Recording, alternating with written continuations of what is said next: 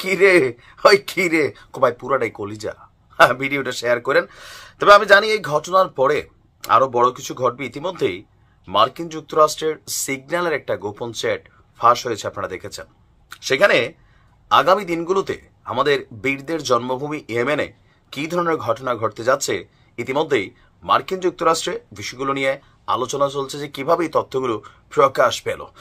এই তথ্যগুলো প্রকাশের মাত্র কয়েক ঘন্টার মধ্যেই ইয়েমেনের বীর যোদ্ধারা কলিজা কারে বলে কত প্রকার কি দেখাই দিচ্ছে। এমনকি প্রথমবারের মতন তারা যেই ঘটনা ঘটিয়েছে, আমার ধারণা এটার ইফেক্টটা খুবই বেদনাদায়ক ভাবেই আমেরিকা দিবে। বাট বেদনাদায়ক তো হচ্ছেই। আসুন দেখি মূল খবরে।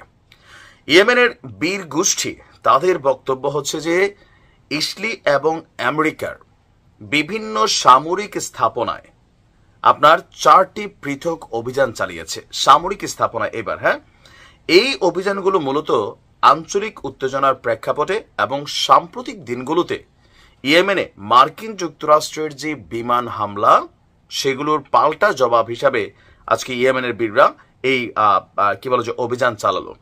ইয়েমেনের বীররা বলছে ইয়াফা এবং সামাদ 1 ড্রোন ব্যবহার করে অত্যাধুনিক প্রযুক্তির ইসলির আশকেইলন বন্দরে, ইসলির একটি গুরুত্বপূর্ণ সামরিক স্থাপনা এবং উম্ম আল রাশরাশ বা এলাদ বন্দরের একটি সামরিক টার্গেটে তারা 2টি সফল পৃথক অভিযান চালিয়েছে।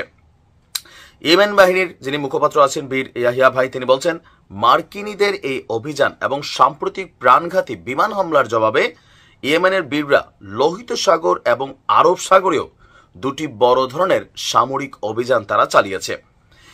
আর এই অভিযানে ইউএসএস হ্যারি ট্রুমান নামক একটি মার্কিন বিমানবাহী রণতরী এবং এর সঙ্গে থাকা যুদ্ধ জাহাজগুলোকে লক্ষ্য করেও 2টি ক্রুজ পাটাকা এবং 2টি অত্যাধুনিক প্রযুক্তির ড্রোন ব্যবহার করে এই সফল অভিযান চালানো হয়েছে। তবে আপনার ইউএসএস হ্যারি ট্রুমানের যেই রণতরী বিমানবাহী যে রণতরীটা আছে, সেটা আসলে ওরকম ক্ষয়ক্ষতিগ্রস্ত না হলেও ওইটার সাথে থাকা আপনার যেই আপনার ছোট যে যুদ্ধ জাহাজগুলো আছে সেগুলো ক্ষতিগ্রস্ত হয়েছে।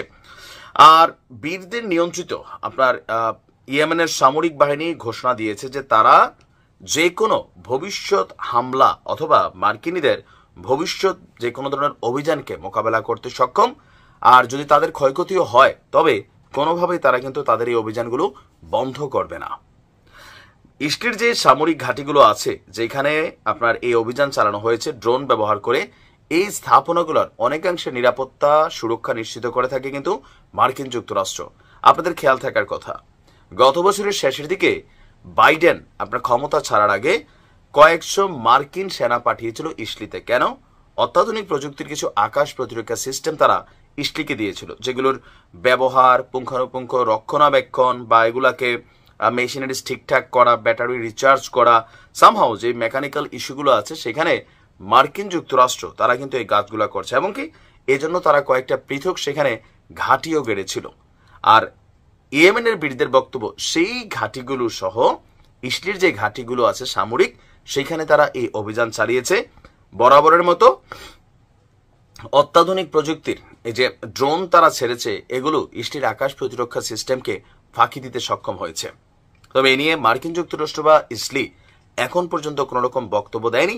তবে তারা বক্তব্য দিবে না সেটাও আমরা জানি। তারা বিমান দিয়ে হয়তোবা জবাব দিবে আগামী কয়েক ঘন্টার মধ্যে অথবা 24 ঘন্টার মধ্যে। যাই হোক, রাইট নাও যা ঘটছে তাতে আমরা ফোকাস করি। বেস্ট অফ লাক এবং কি দোয়া রইল। ভালো থাকো।